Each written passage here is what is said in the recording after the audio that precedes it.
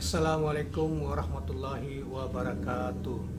Kawan-kawan sekalian, kembali kita berjumpa di Jejak Semesta 65. Semoga kita semua dalam keadaan sehat walafiat, selalu dalam lindungan dan pertolongan Tuhan yang Maha Kuasa.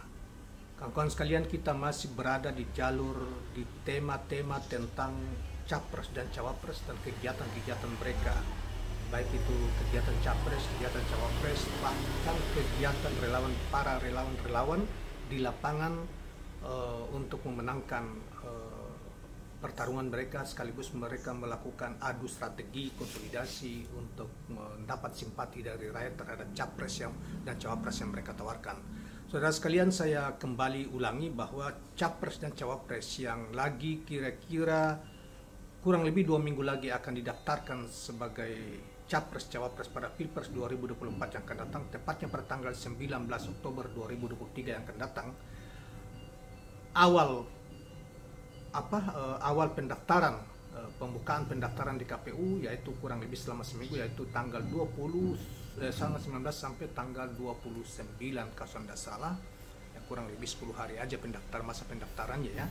Tetapi Capres dan Cawapres baru dari 3 yang beredar ini, yaitu Capres Anies Baswedan, baru Capres Anies Baswedan memiliki Cawapres yaitu Muhaimin Iskandar, berkoalisi tergabung dalam koalisi perubahan, yaitu Nasdem, PKB dan PKS. Sementara 2 Capres yang lain, Prabowo yang didukung oleh begitu banyak partai papan tengah, kemudian PDIP sendiri Ganjar Pranowo yang minim dukungan dari yang lain, hanya P3 yang 19 kursi. Itu sampai sekarang masih saling ngintip, bingung mencari siapa cawapres mereka, kelihatan seperti itu. Nah, oleh karena itu saudara sekalian, kalau kita hari-hari ini kita perhatikan bahwa kegiatan yang paling banyak mendominasi kegiatan lapangan untuk dukungan adalah Capres dan Cawapres Anies Baswedan dan Muhaimin Iskandar. Nah, kali ini saudara sekalian, dalam kaitan itu kita ingin menyampaikan satu berita lagi tentang bagaimana kegiatan untuk menangkan pertarungan Pilpres khususnya daerah Jawa Timur, Jawa Tengah dan Jawa Barat itu. Kini Capres Anies Baswedan telah meresmikan posko Aswaja Ahlus Sunnah wal Jamaah yang merupakan unsur konsolidatatif di luar partai PKB, yang masyarakat yang tergabung dalam itu untuk memberi dukungan terhadap Capres Cawapres Anies Baswedan. Mari kita bacakan sebagaimana yang dimuat di ABW News pada tanggal 4 Oktober 2023 tentang posko Aswaja untuk menangkan Anies Muhaimin terbentuk di 36 daerah kabupaten kota di Jawa Timur. Nah, Capres Anies Baswedan telah meresmikan posko Aswaja Jawa Timur di Jalan Sudiresmo, Surabaya, Minggu malam 1 Oktober 2023. Posko Aswaja sudah terbentuk di 36 kabupaten kota. Ini adalah unsur Nahdlatul Ulama bergabung di dalam sini, dan terutama dari masyarakat di PKB ya. Tentu yang kita maksudkan adalah utama pengikut Nahdlatul Ulama dan konteks kultural, di mana mereka selama ini memberi dukungan fanatik terhadap Caimin. Dan tentu saja karena Caimin sudah bergabung dengan Anies Baswedan sebagai cawapresnya Anies, maka mereka membentuk posko-posko di 3 kabupaten dan nanti turunkan sampai ke tingkat desa dalam rangka untuk memenangkan Anies Baswedan dan Muhaimin, setidaknya itu di Jawa Timur. Nah, kawan-kawan sekalian, Fagi menjelaskan asal mula dibentuknya posko Aswaja berawal bertemunya beberapa kiai di Jawa Timur. Kemudian para kiai tersebut memikirkan, merumuskan, melihat dan menimbang sosok capres yang pantas dan layak didukung pada Pilpres 2024. Sehingga diputuskan calon presiden yang pantas didukung para ulama itu adalah Anies Rashid Baswedan. Sebanyak 36 posko Aswaja di Jawa Timur itu ada 2 daerah yang belum terbentuk, namun Fakih tidak menyebut 2 daerah itu. Menurutnya 36 posko itu dibentuk oleh ratusan kiai yang siap mendukung, memilih, memperjuangkan dan memenangkan Anies dan Muhaimin Iskandar pada pemilu, khususnya pada Pilpres 2024 yang akan datang. Dengan harapan dan keyakinan hanya Pak Anies lah yang sanggup menerima amanah, pertama-tama untuk perubahan kesehatan, pendidikan dan akhlakul karimah serta ketenaga kerjaan.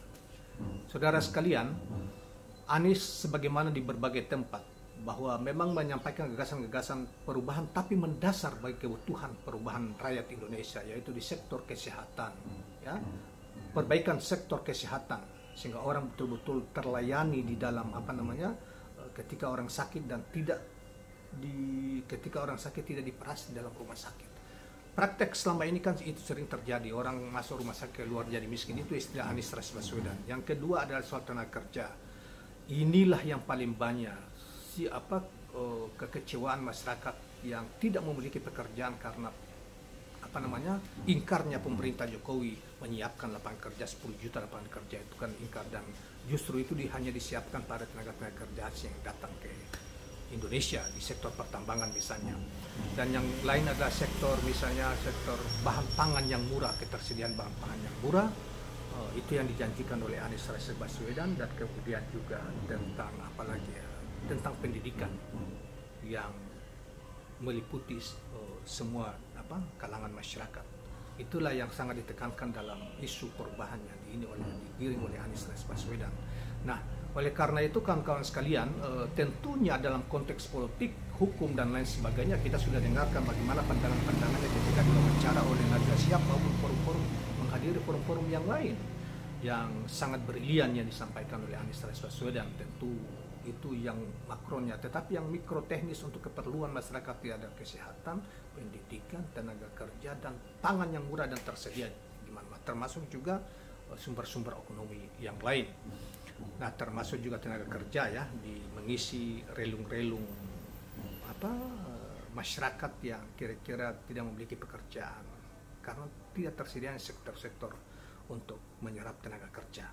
Nah, oleh karena itu kawan-kawan sekalian, kembali ke soal Aswaja tadi, posko-posko ini dibentuk dalam rangka untuk mengantisipasi dukungan yang semakin meningkat, dan sekaligus juga mereka ingin pastikan bahwa Jawa Timur di basis-basis Nahdlatul Ulama, Anies dan Caimin itu memenangkan Pilpres ini secara mutlak, sehingga tidak ada keraguan lagi dalam masyarakat.